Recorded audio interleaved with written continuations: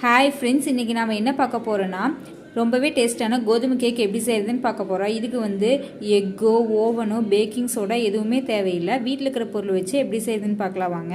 இப்போ வந்து ஒரு மெஷரிங் பவுலில் ஒரு பவுல் கோதுமை மாவு எடுத்திருக்கேன். இதே பவுல் வச்சு தான் எல்லாத்தையும் மெஷர் பண்ணணும். இப்போ வந்து அரை பவுல் சர்க்கரை எடுத்துக்கலாம், 1/4 பவுல் ரீஃபைண்ட் ஆயில், 1/4 பவுல் பால், நீங்கள் தயிர் கூட ஆட் பண்ணிக்கலாம், 2 ஸ்பூன் நெய், 1 ஸ்பூன் சோடாப்பு. இது நல்லா பீட்டர்லாம் விஸ்கி வச்சு கலந்து எடுத்துக்கலாம்.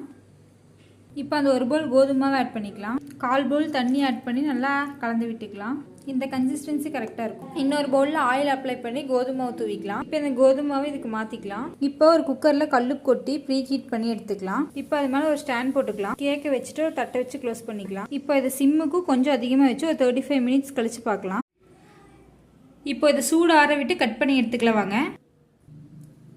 இது மாதிரி வீடியோஸ்க்கு நம்ம சேனலை மறக்காமல் சப்ஸ்கிரைப் பண்ணி